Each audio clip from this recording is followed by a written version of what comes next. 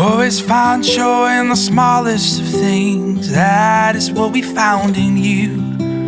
Oh, oh, oh, oh, you are joy. Never give up when the going gets rough. Oh. Hello, my name is Sheriff Eric Fagan of Fort Bend County. I'm here today to speak to you about mental illness and mental illness with my law enforcement officers. A lot of people don't realize law enforcement officers sometimes have to carry the weight of many things. They go to places where there are tragedies that happen. And when they leave from that place, they may have to go to another. But do they have someone to talk to relieve that pressure that's on them mostly every day, if not each and every night? But when they get home, they don't want to unload that onto their families. They want to keep their families safe, just like you want to keep your family safe and calm. So what is their release? Sometimes for officers, to talk about mental illness or to talk about stress can be embarrassing. They feel they have nowhere to go or no one to talk to. We need to change that, and we need to change that in law enforcement.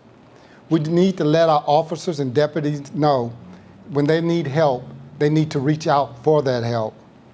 A lot of people don't realize suicide rate in law enforcement is higher than mostly any other employment in this country. So we have to do something to address that. We're addressing it by this, letting them know from the head of the department on down, we're here for you. If you need help, please reach out to us. Let us know. We have mental health specialists here at this department that will talk to you. We have chaplains that would talk to you. I'm your sheriff. I will talk to you. But we need you to look out for one another. If you see another officer who's having trouble, who seems depressed, or is talking about things like giving away personal possessions, these are signs you need to look for and signs you need to let others know about, let your supervisors know about. Talk to them. Let them know that you're there for them. We're a family. We're a law enforcement family, and we're a family with the community that we serve. So we're here for you. We're here for each and every one of you, from the sheriff to the deputy. We all fall in the prey of having mental illness. It can happen to anyone, and you must realize it's just that, an illness. But with the proper help and care, you can be taken care of. So again, I'm Sheriff Fagan of Fort Bend County, and we're here for you. Hi, I'm Andy Meyers, County Commissioner Precinct 3 in Fort Bend County, and I'm here to talk about our veterans and our first responders. First of all, I want to make a little acknowledgement for my grandson, number one grandson, because he's my only one, but he's a trainee now, training to be a first responder, a firefighter as well as a paramedic. He's following in his dad's footsteps, and I'm very proud of him. Our first responders and our veterans are all very important to us. We have a very large number of retired veterans in my precinct, and I always have an open door for them, and they can contact me at any time. In fact, what I'm going to do is I'm going to give you my cell phone number so that if you have any issues at all and you need to contact somebody, you can contact me. I'm available at all hours, most of the day, obviously. That phone number is 832-338-1199. And please don't hesitate to contact me if there's anything you need. And we want to make certain that we support our veterans and our first responders, and that they understand that the entire community looks up to them for their service and are very thankful and grateful for that service. And we want to make certain that they have every opportunity to get whatever help that they need at any time. Thank you for listening to me. Hey, my name's Evan Owens, and I'm here with Reboot Recovery, where we're overcoming trauma together so that we can embrace a brighter future.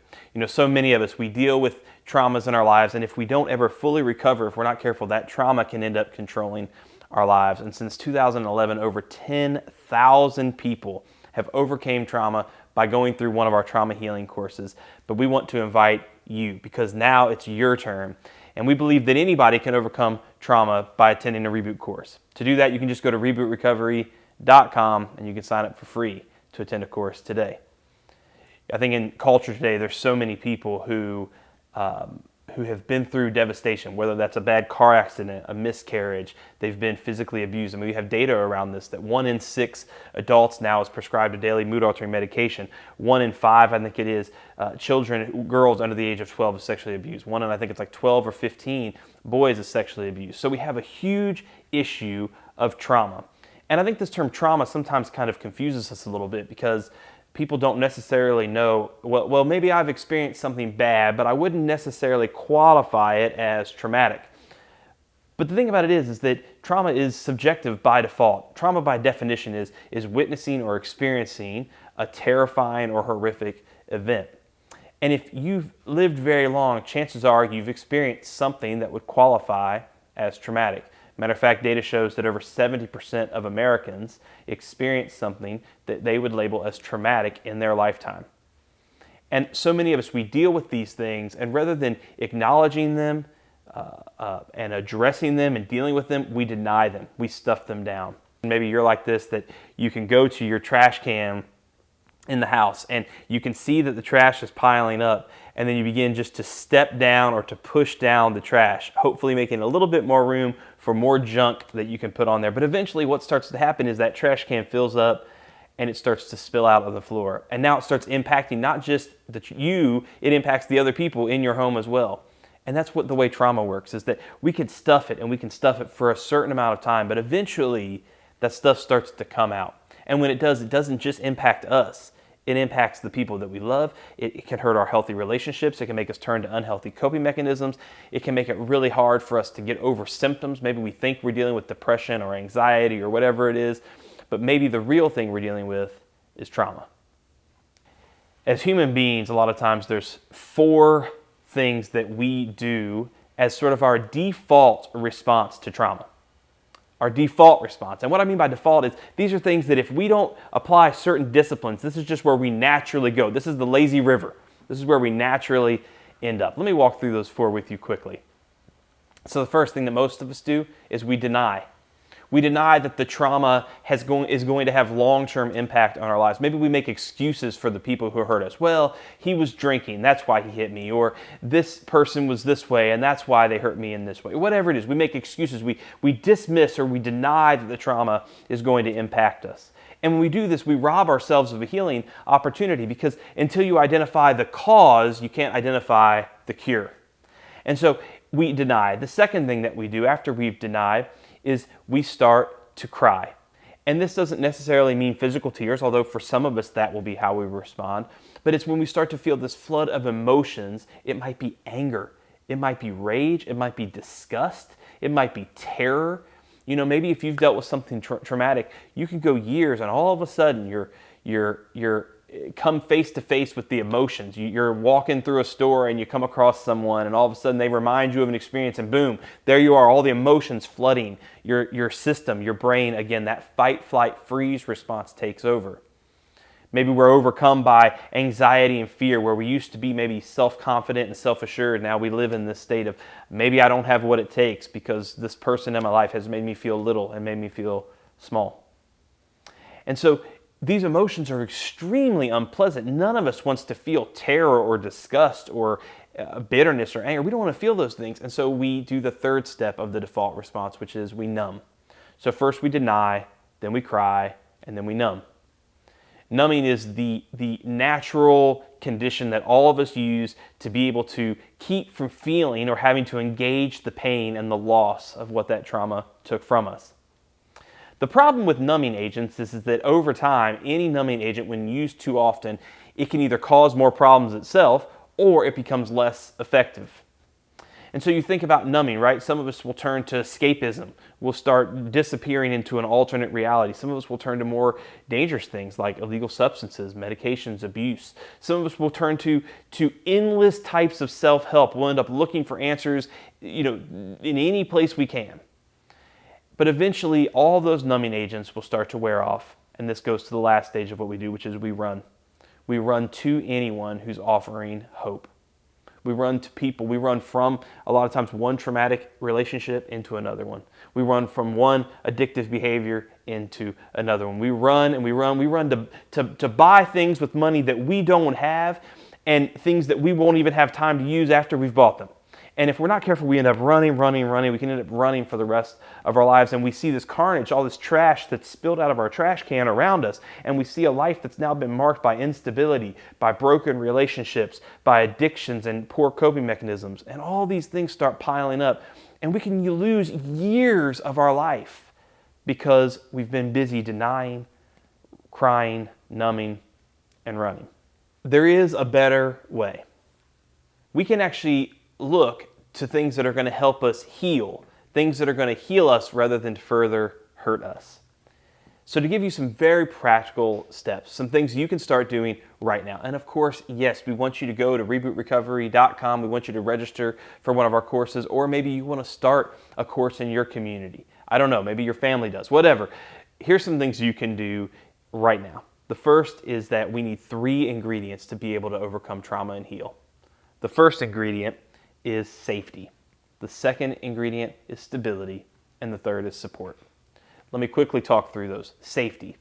What is safety, right? You might think, well, no one's physically threatening me right now, so I am safe. You might be thinking that. But safety is much more than just physical safety. Safety is a feeling. It's an environment of trust. It's a place where we know that no matter what we share, the people in the room are not going to judge me or look down on me. No matter how horrific my past or my experience, they're going to show me grace. When people lead with grace, it's them saying, hey, whether you accept my advice or reject it, I still love you anyway, because I want the best for you. People who are safe people. Finding safety begins by finding safe people. And safe people don't lead with advice. They lead with listening and understanding, and then they follow with some truth. Right? The other piece about safety is that safety enables us to be able to get out of the dangerous situation. Think about it like an earthquake. If an earthquake's going on, I'm not going to begin moving furniture and rearranging furniture while the earthquake is going on. My number one objective is to find safety. Maybe you're in your own personal earthquake right now, and if that's true, the number one thing you need to do is to find safety until the shaking stops. You do that by finding safe people. You look for people who have been through some things, who can say, hey, here's how I dealt with it. And here's a tip, especially if you're a younger person and you're watching this. A lot of times safe people are going to be people who are far older than you. They're people who have lived through some things, who have some life experiences, who can say, I've survived some earthquakes. Let me show you how to get out of this one alive. They're not people who are necessarily in their own personal earthquakes and can just jump into the pity party pool with you, right? These are people who have survived some stuff. The second thing is we look for stability. Stability is the environment where we're able to begin rebuilding. The earthquake has ended. Now it's stable. I'm able to go back into the home and look at the damage that's done by it, and I can begin to assess it, and I can begin to make some initial repairs. Stability is difficult for us because a lot of times, anytime we can feel emotional, if we're feeling depressed or anxious or whatever it may be, sometimes it can feel like we're very unstable. But stability is the mandatory ingredient needed for us to experience upward building. Imagine if we're trying to build a skyscraper and we don't have a solid foundation, how high could you build? And that's the case a lot of times, is we're trying to build without actually having safety. We're trying to build without having stability. Stability is something that happens over time. You can't rush stability. If you've dealt with something very difficult in your life, give yourself some grace. You're going to need a little bit of time before stability is possible. Just as if an earthquake, 30 seconds after an earthquake's done, I'm not going to go back into the house and start patching the drywall or repainting. That wouldn't make any sense. That would be crazy behavior, right? I would be in a zone where I needed some space to process what had occurred. You might be the same. But the second thing we need to find is stability. Stability is happens by us building routines and by continuing to surround ourselves with safe people. The third thing you need is support. This is where an organization like Reboot Recovery steps in. We help you create an environment of safety. We help you find a group of people that are stable, who have been through some stuff, but then are going to be with you for the long-term journey. Because overcoming trauma doesn't happen in just one counseling session or in 8 counseling sessions or in one inpatient treatment. It doesn't work like that, because your symptoms are going to come and your symptoms are going to go. But what you're looking at is, how do I continue to find purpose in this pain? And that's where we get into support. Support now says, not only how do you continue to have long-term support, but how do you now use that pain of your past to go support other people? How do you go start helping other people? So the way that we break denying, crying, numbing, and running is by seeking and finding safety, stability, and support. And here's the trick. Here's the thing that most people don't want to hear, and this is the difficult truth. Hope isn't found by avoiding pain. Hope isn't found by numbing your problems. Hope isn't found by trying to make your life less difficult. Hope is actually found on the other side of perseverance. You see, when we persevere through something difficult, it builds our character. And when it builds our character, it enables us to be able to know where hope is produced. Hope isn't produced in numbing our behaviors. Hope is produced when we overcome the difficult thing.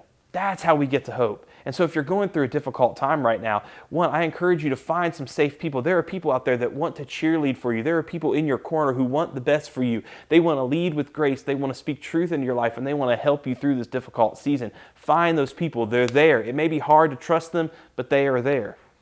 But then also realize that just running from your problems is not going to help. You have to go through. You have to persevere. And as you persevere through those difficult times, as opposed to being crushed by them, instead of being destroyed, you start to be built up by them. You have character, and that character produces hope. And hope is what we all want. Hope doesn't disappoint us. And so I just want to encourage you, as you're going through this dark season in your life, maybe you or someone you love is going through a difficult time, you will overcome it. I'm a testament to that. I've seen tens of thousands of people through Reboot courses overcome trauma and embrace a brighter future. If they can do it, so can you. All right, hi, I'm Kelley with Camp Gladiator. I'm an adult outdoor group fitness program in the Sugar Land, Missouri City area, but we are located across the nation. I'm here to talk to you a little bit about what we do today. So what we do normally is have a group of individuals. We go through some movement preparation drills, things of that nature. Then I would take you through about 45, 50 minutes of exercise. Some things that we do out there: squats, push-ups, sit-ups, just the normal basic things you do coming up in PE as a child, right? So one thing I want you to know is fitness is not short-term. There are no quick fixes. It's a lifestyle. So this is a habit you want to keep and maintain, right? It's like maintenance. It's maintenance for your body. Treat your body like a car, right? A luxury car. You want to put the best things in it, best foods, best nutrients, and movement is just another vessel to that. Movement's the 20%, the nutrition is the 80, all right? So once you combine those things and put those two things together, you're on your way. Now, right, let's talk about why we do these things outdoors, why we do this outside. It's for this vitamin D. This is great right here. I'm feeling great already just being out here. It's gonna boost your endorphins, make you feel happy, and that's what we all want long term, right?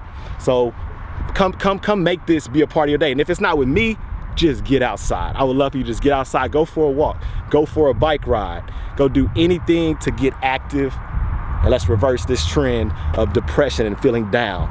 We have a great community out there as well. So when you come out to these camps with us at Camp Gladiator, you're gonna meet tons of people.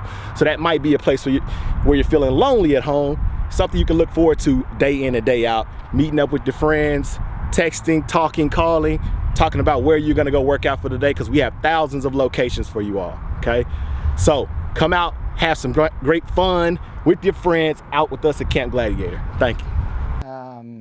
My name is Richard Raymond Ponce II. I'm a Houston firefighter with the Houston Fire Department. I currently serve as the Fire Support Network Assistant.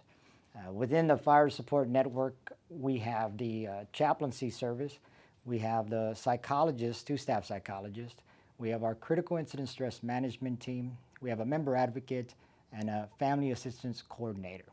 And so within those various roles, we provide support as far as mental, spiritual, emotional, and physical help for all of our members. And so I've been a firefighter for approximately 17 years, and it's probably one of the most challenging things I've ever done, even considering that I have been a United States Marine. I've been out of the Marine Corps for some years now, but those experiences that I gained there, I think will never leave me as far as how I conduct myself and how I move forward in processing certain things that even happen within the fire department. I've learned that no matter what we're going through or how we're conducting ourselves in the fire service or in the Marine Corps, there's always going to be an opportunity for us to see things that are difficult to handle. And that's one of the things that I'm able to take into account with what we do here in the Fire Support Network, because we have trained persons that are able to communicate how we deal with those things. And that's one of the best parts about it, because when we don't have the necessary tools that we have at that moment, we can ask people for support. And that's one of the things that I don't have a problem doing, because getting support is being in community with each other. So I appreciate that for what we do. We also have a public information officer that she's very interested in getting the firefighters more exposure to helping the community and even our own members understand what we're going through. Because like you said, I mean, you know, there's always that stigma to say, well, I know we work together, but, you know, Sam might not understand what I'm really going through, because, you know, he's got 3 kids and he's happy. Look at him. He's always smiling and he's always jumping around and doing, but, you know, that's not how I do it. So, you know, it's one of those things. I think building relationships is extremely important. Oh, absolutely. Because it allows people to be transparent, even though sometimes, you know, you recognize somebody walking by and go, something's not right. Right. If you've ever seen a couple of fire trucks pull up to a scene, the first thing that officer does on that apparatus is gives a size up of the condition and actions and needs that they have at that moment. And so they basically draw a picture for whoever's coming in on the radio for them to visualize what they're about to go into. And so when they do that, they're not just giving who's coming in a visual, but they're sizing it up for the next action they're going to take. You know, and that's just a mental process breakdown of what they're going through. And so I always look at it like this, you know, there's firefighters that are going through a burning home in their own mental, emotional state. But because we're firefighters, sometimes we feel like our gear protects us to a certain point. And, you know, unfortunately, when we don't have the tools we should have or we need, because we just don't know about them or we didn't know to grab for them. I heard somebody say the mental toolbox, you know, and I think about it like that. Yeah. No, thank y'all for what you all are doing. I mean, I think it's a combined effort, because not anybody can be, I mean, he's the staff psychologist of a 3,700 member department, and there's no way he can see every single person. But he can duplicate his resources, his efforts, and getting people knowledge and understanding. I'm Dr. Sam Buser. I'm a psychologist for the Houston Fire Department. I've been in this capacity 9 years full-time. Actually, I started off with that a few years before that. I'm a veteran myself, and that's also an important part of my experience and background. I've been a psychologist a long time. I've been licensed since 1987. And I've worked a lot with a variety of different kind of settings. I've worked as a VA psychologist. I was a faculty member at the University of Houston, and just a lot of different ways that I've had a chance to work with people. And over the last 20, 30 years, I've really focused on the psychology of men, understanding the particular issues that men face in their lives. And in that regard, the fire department's a great fit for me, because most fire departments like ours, it's about 95% plus men. So most of the firefighters are men, although we do have women in the department, of course. Most of my time in the department is spent dealing with a crisis situation. So that's my number one mission, is to deal with firefighters that are in a critical incident. So they've made a very bad scene, let's say a pediatric death that was terrible, or perhaps they lost one of their own, or perhaps they were responding to a major event like a major fire where multiple people died. So what I do primarily is work with them, although I provide a wide range of psychological services. So I do consultation with officers, for example, when, how do we deal with this kind of problem at our station? Provide care to firefighters on sort of more, if you will, more ordinary things like marital problems, for example. But one thing that I have found throughout my work here is that everything I do as a psychologist here is affected by the fact that firefighters, particularly in an urban area like ours, experience incredible amount of trauma. We have done research in the department that showed that the average member of our department has experienced at least 12 incidents that would be sufficient to create PTSD. So it's a big problem that they face. Every day they're going to work. They may not face a terrible event today, but tomorrow they will, and they will face them multiple times over their career. So that affects you, no matter how you think about yourself, no matter how strong you feel like you are. When you've seen enough death, destruction, and terrible events, it affects you. That doesn't mean that everybody becomes disabled or mentally ill or has post-traumatic stress disorder, for example, but I don't think anybody walks away from this job as a firefighter without being affected by it. So that's my number one role, is to try to make them function well during their time on the job, but also have a good life outside the job, even into retirement. So I work with the firefighters, I work with their family members, and sometimes with retirees as well. The most significant problems that I deal with in the department, the number one thing that comes to my mind is post-traumatic stress disorder, or post-traumatic stress syndrome, which is basically like post-traumatic stress, but with not all the symptoms you associate with PTSD. It's usually a little less. I think of it as like PTSD light. It's similar, but not exactly the same thing. So the effects of trauma permeate everything that I do as a psychologist in the department. So that's one of our major things, and the things we do for that, we provide a wide range of services, including evidence-based treatments like cognitive processing therapy and prolonged exposure therapy.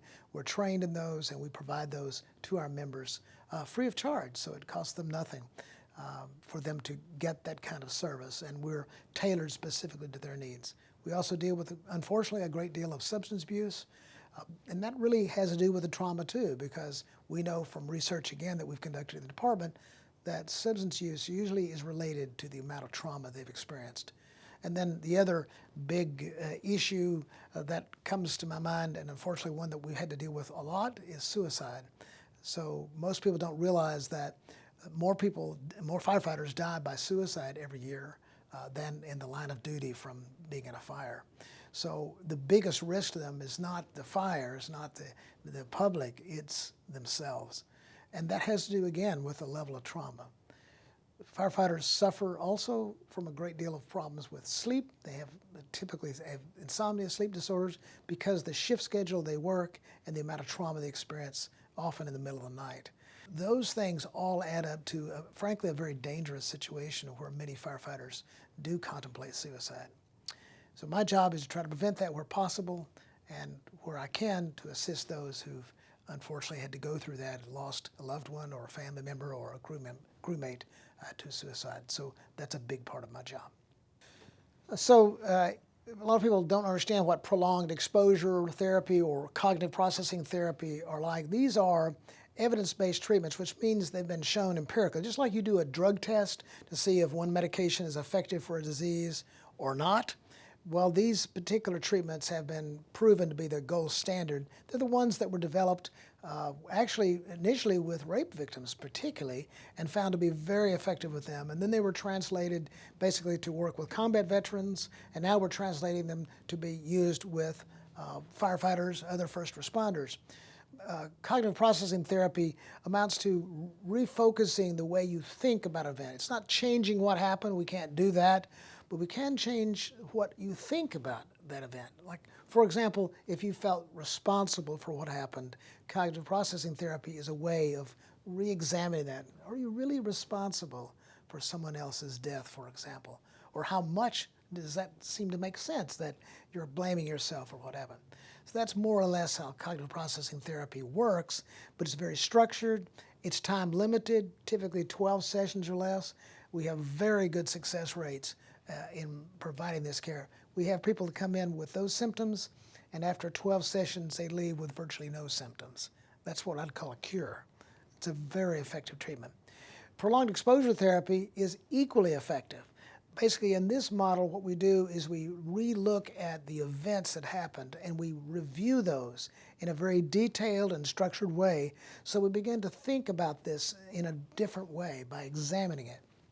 What happens in this model is that the psychologist or therapist reviews that in detail with the person until they begin to see it in a different way. It's sort of like reviewing it like on a movie in such a way so now you understand it in a different way than the first time you saw that movie. My name is Dr.Ron Acierno. I'm the director of the UT Health Houston Trauma and Resilience Center in the Felice Department of Psychiatry. Our clinic serves the mental health needs of people who've been through traumatic experiences. We have specialty programs for veterans and their families, first responders, police, fire, and EMT and their families, and older adults who've been victims of abuse and reside in the community. We also serve any type of trauma victim, be it car accident, natural disaster, domestic violence, or stranger violence. Because all of these things can result in anxiety, depression, and something called post-traumatic stress disorder, which is sort of a mixture between anxiety and depression in response to something very bad that has happened. The UT Health Trauma and Resilience Center uses only evidence-based treatments, and we really focus on restoring functioning. So our treatment programs are typically 8 to 20 weeks, very focused, and then we refer to other providers for any other lasting problems, for example, any marital issues or substance abuse issues. So our intention is to really restore functioning after a traumatic event. We work hand in hand with employee assistance programs, the local VA, and other agencies that are also serving the people that we help. And as I said, our treatments are really evidence-based. So we really focus on getting symptoms under control. Now, some of the consequences of traumatic events that we treat include avoidance and depression. That's probably the two most common symptoms. And the reason these are important is that those are also symptoms that can lead to suicidal thinking and even suicidal behavior. And one of the most important things that we can do and that others can do is to reestablish social connection. So our clinic handles the high-level complex psychotherapy, but it's the community, the family, and the sources of natural social support that really make the difference, both with respect to depression but also suicidality.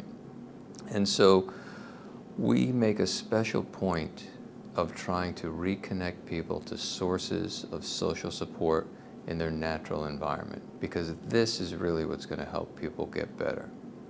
And it's also going to help prevent suicide. The way we do that under COVID is a little bit more difficult, but there are ways. There's televideo, Skype and FaceTime and all these things. There's phone calls. If you have an older relative who you know has been through something, or maybe you don't know that they've been through a traumatic event, but you know that they've been withdrawn or isolated, pick up the phone and give them a call. That's a suicide intervention. Same thing with veterans or first responders. These men and women have to rush toward the danger that the rest of us run away from, and that wears on you after a while. So pick up the phone and give them a call. We have to make a special effort during this pandemic to reestablish social connections, because those social connections have been strained. Yet those are the things that keep people safe. Now, when you make those calls, if you're worried about the person, we're the place you might suggest. And it might take 3 or 4 times and 3 or 4 people, because there's a small stigma associated with getting mental health care. To help overcome that stigma The UT Health Trauma and Resilience Center is 100% home telemedicine based. You don't have to leave your house. You don't have to sit in a waiting room with other people. We meet you where you're at.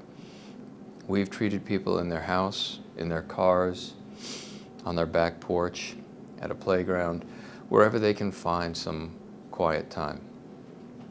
And that sort of helps take obstacles of stigma, travel time, and parking cost away, because these are real obstacles.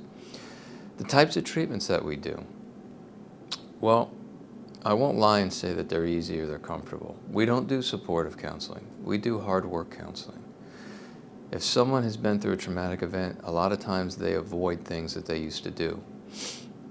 We teach them how to fight that avoidance. It's like getting used to cold water. It's uncomfortable, but you have to get in the pool to swim in the pool.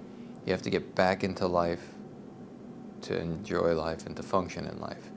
But we provide people with tools and strategies to do that, to get their lives back. Like I tell our veterans, you fought for our freedom, and now you can't go into a crowded Walmart because of these uncontrolled crowds that make you feel danger. So you've lost your freedom in fighting for our freedom. And I don't abide that, and I don't want our community to abide that either. We want to help you get your freedom back. And our treatments focus on this exposure. That's what we call it, exposure treatment. But we do it in a way that's not overwhelming. And we bring to bear that community and family support that you might know exists, but that does exist, as an integrated whole treatment. So you can see I'm sort of repeating some things: community, social support, fighting avoidance. These are the keys to mental health, and these are also the keys to addressing suicidality. A couple of words specifically on suicidal behavior and thinking. For a lot of people, suicide is something that they might think about for a long time, but the actual act oftentimes is very rapid. I won't say impulsive, but I will say if you can put 5 to 10 minutes in between the urge to hurt yourself and the act of doing it, you can sometimes stop it. And what that means is a gun lock, or putting guns in a safe, or even getting a trusted friend or neighbor to hold one's guns until you feel better, or making a phone call. We have found that if people can have a suicide plan where they can interrupt those thoughts with a 5-minute phone call, or making it more difficult to access the means of hurting oneself, you can keep people safer longer. But you need to then connect to other people. You need that social connection. A lot of times people say, wow, you're a psychologist, but you talk a lot about what the community can do and what the family can do and what social support can do. Yeah, because I can have the best treatment in the world, but if you don't leverage our community support and the goodness that other people have to offer you, it's going to make our treatments a lot harder and a lot less effective. So I like to do both. I like to do the best treatments and get people the best social connection and support that we can. Hello, I'm Heather Hernandez Cedillo with Reigning Strength Therapeutic Horsemanship here in Richmond, Texas. We're a Professional Association of Therapeutic Horsemanship International accredited center. And I want to talk a little bit about equine-assisted activities and therapies and the benefit in regards to mental health. Horses are a great way to experience some connection. Working with animals in general, but specifically horses, is a really good way to interact with another living being. There's no judgment. Horses are incapable of judging. They're also incapable of lying. They're 100% honest. So for our individuals that are working on, have various mental health needs, just interacting with the horse can give them that opportunity to get that connection, that unconditional positive regard from the horse. So I'm here with Morales today. He's one of our equine staff members, and he's pretty incredible, pretty intuitive animal. And I would just really encourage you, if you're struggling with something, with depression, anxiety, if you're considering suicide, considering harming yourself, to reach out and connect. Make a connection, get involved with the program, whether you become a client or get out and volunteer, talk to someone, go interact with animals, whether it's a horse or dogs or cats or any kind of rescue, be involved with some animals and get out there and connect. So here at Reigning Strength, we work with individuals with physical, cognitive, social, and emotional needs. And that's really broad. Some of our clients are survivors of abuse and violence, and maybe they don't come from a place where they're able to explore a trusting relationship with other human beings yet. But a horse can be a wonderful bridge to experience that connection and that trust in a safe environment. In order to interact in a positive way with the horse, you have to have a mutual respect and a trusting relationship. So that's one way that horses can really benefit. There's the empowerment aspect of working with the 1,000-pound animal and telling them to go right and left and stop and trot and maybe run at your command, and having that connection and that interaction is really empowering. Hi, I'm Tim Whitaker with the Houston Police Department. I've been a police officer for 35 years now, did 33 years on patrol. In 2013, our union started a peer support program that we call Houston Officer Peer Assistance. We call it HOPA. It is an anonymous phone number that officers can call for when they're in crisis, when life gets a little bit tough for them. It goes to an answering service. The answering service calls about 21 retired Houston police officers that answer the phones. And when they answer those phones, they can say who they are, they can remain anonymous. They can talk on the phone with this retired officer. We have found that a lot of times these officers who call think that the situation that they're in, whether it be a divorce, whether it be a shooting, whether it be a critical incident, they think it's a very unique situation. And once they talk to another officer, especially when it's anonymous, when they talk to another officer, they realize that there are people out there who have been in like situations, and it kind of relieves them a little bit on what they're going through, to realize that they're not the only ones going through it, that someone before them has gone through it. We're not really getting as many calls as we would like to get.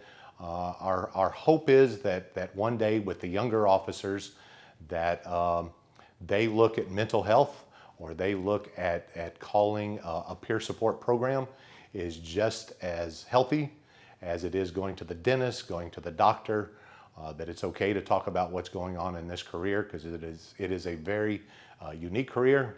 We see a lot of things that most people don't get to see. I often say that we have a front row to the greatest show on earth. Sometimes that's a very good thing. A lot of times that's a very bad thing.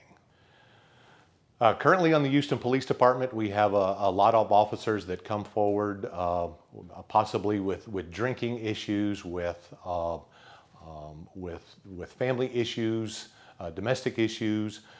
A lot of times, if we can catch those issues early and they do not affect the officer's career, we can get that officer some help, and it will not affect his employment, it will not affect his career. But unfortunately, a lot of officers, especially a lot of older officers, they try to think that they can handle it on their own. They end up getting themselves into a situation that their career cannot be saved, and unfortunately at that time they have to be let go. So we're looking into a lot of situations where our department, as well as other departments, can look into some policy changes to where if an officer admits that he's going through some mental health issues, but even possibly some depression, he's not automatically terminated for that, that we can get some help for him and we can make him a productive police officer again. We're also finding too that officers, many departments have a peer support program, but officers who do not reach out, who sometimes can think they can fix things on their own, they find themselves in a situation that they cannot be saved.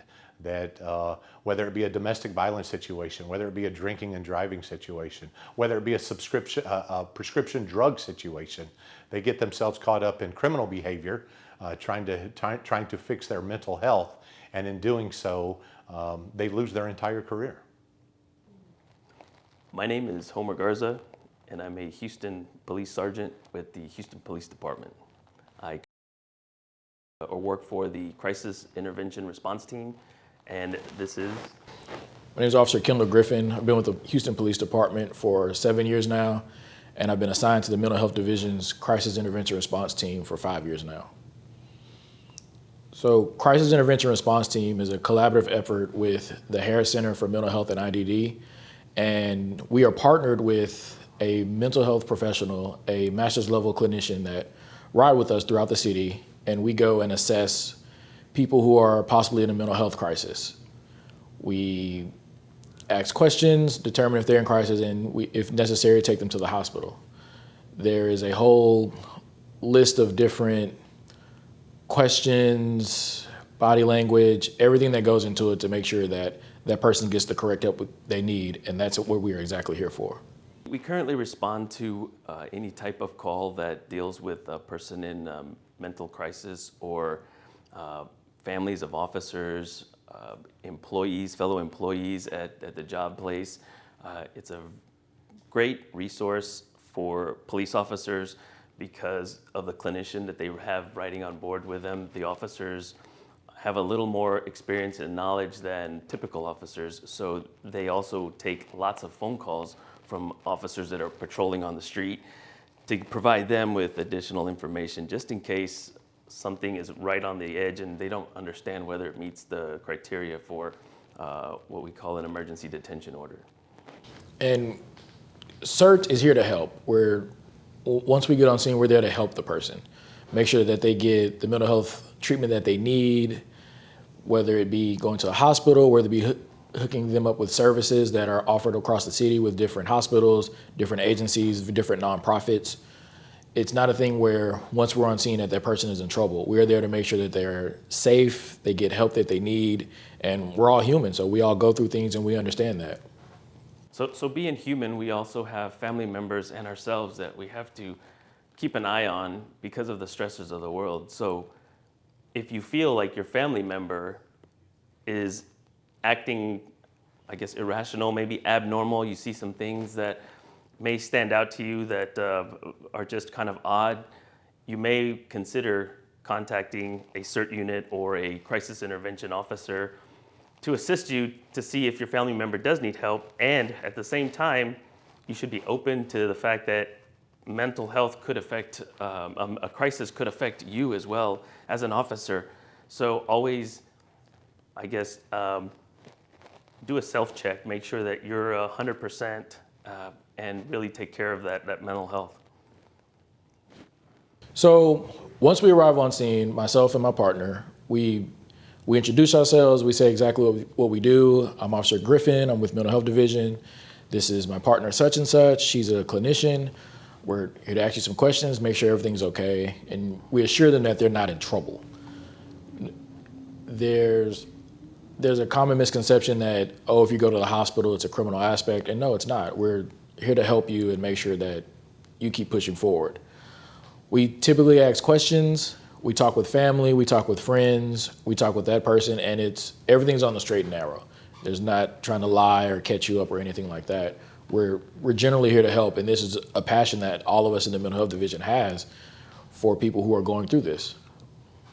Yes, I'll say that I've only been in the division for a couple of months, and that's one thing that is very noticeable is the depth of caring that these officers have when it comes to dealing with consumers and family members of officers. And to expand on that, we recently had an officer, one of our own employees, who contacted our office and said his wife was in crisis, in mental crisis.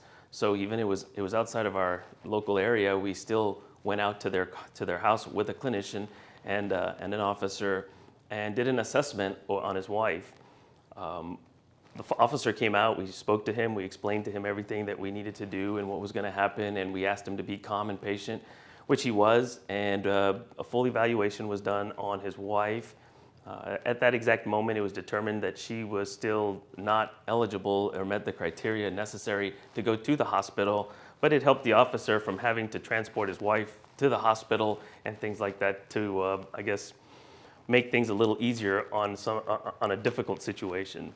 So always keep that in mind, that even your family members can take advantage of resources like this. Hello, my name is Maddie Provost, and I am the Chief Deputy for Fort Bend County Sheriff's Office in Texas. And I've been in law enforcement for over 32 years now. I started my career with the Houston Police Department and culminated in March of 2017 as an assistant chief. You know, one of the things that we're going to talk about today is officers and how we deal with stress, how we deal with mental health issues. We are very much trained to go out and deal with citizens and the issues that they may have. But what we're not so much trained on is how to deal with the tragedies that we're faced with every day, the things that we go out and we see on a daily basis that are very difficult, such as suicides, such as children being involved in car accidents and watching their parents go through all the emotions that they go through. So I liken this to pebbles of sand being placed on your back. And as I said, I have over 32 years of service in law enforcement.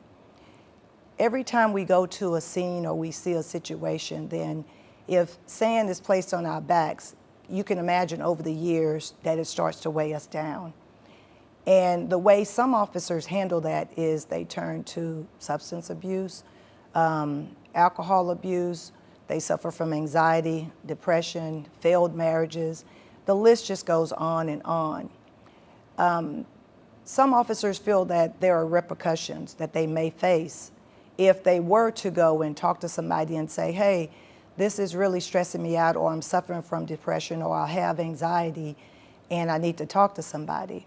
So they don't do it. Repercussions such as rejection from their peers, and just other things that may happen with them, like transfers. They might not be able to transfer into certain divisions. So they just don't want that negativity on their back. So they keep adding the sand onto their backs, adding the sand onto their backs until they finally break themselves. But the word that I want to get out is that there is help. There is help out there. A lot of departments have peer support groups. That's one of the things I'm looking into for my particular agency right now. The Employee Assistance Program, we have doctors that specialize in helping just officers and knowing what the officers go through. There's the National Alliance on Mental Illness. They are looking specifically at things that can help with police officers or people that's in law enforcement.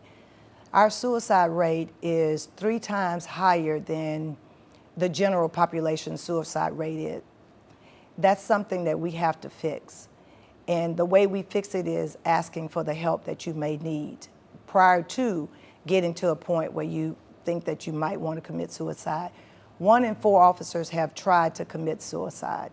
So as a profession, I ask you and I beg of you, please get the help that you need. Talk to your peers, talk to your supervisors, anybody that you're comfortable talking to, and know that that is not the end of your career because you admit that something needs to be, that you're suffering and you need help in a certain area. Actually, you never know if the person sitting next to you might need the same help. I know that we've helped one person and then they turn around to help others. So please get the help that you are in need of. It will help you, your family, and your law enforcement family.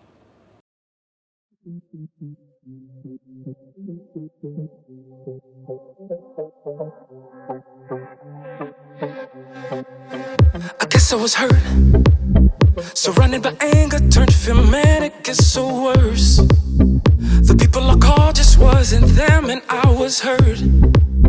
Until I found lust and love, no trust in this could work. No trust and it works. Then I heard a voice, live with love and rise above, above. Then I heard a voice, live with love and rise above, above. Watch you rise above, love, rise, love, rise, love, rise. Watch me rise above, love, rise, love, rise, love, rise. Watch me rise above.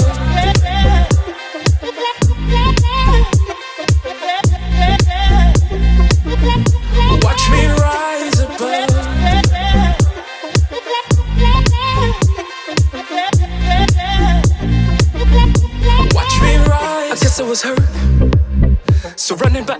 turned to feel manic, it's so worse. I was defeated, needed something that would work. I cried out for change, God please will you work? You know I'm hurt. Then I heard a voice, live with love and rise above, above. Then I heard a voice, live with love and rise above, above. Watch you rise above, love, rise, love, rise, love, rise. Watch me rise above, love, rise, love, rise, love, rise.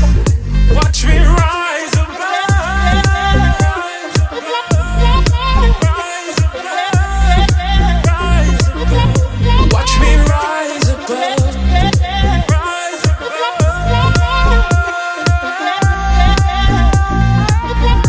Watch me rise above.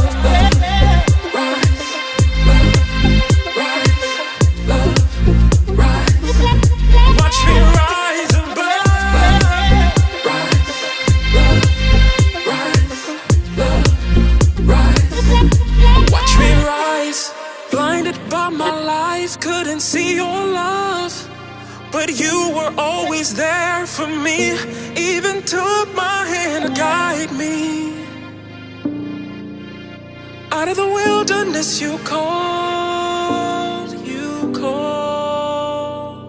Yahweh. Love, rise, love, rise, love, rise. Watch me rise above, rise, love, rise, love, rise. Watch me rise above, love, rise, love, rise, love, rise. Watch me rise above, rise, love, rise, love, rise. Love, rise, love, rise, love, rise. Watch me rise above, rise, love, rise, love, rise. Watch me rise above, love, rise, love, rise, love, rise. Watch me rise above.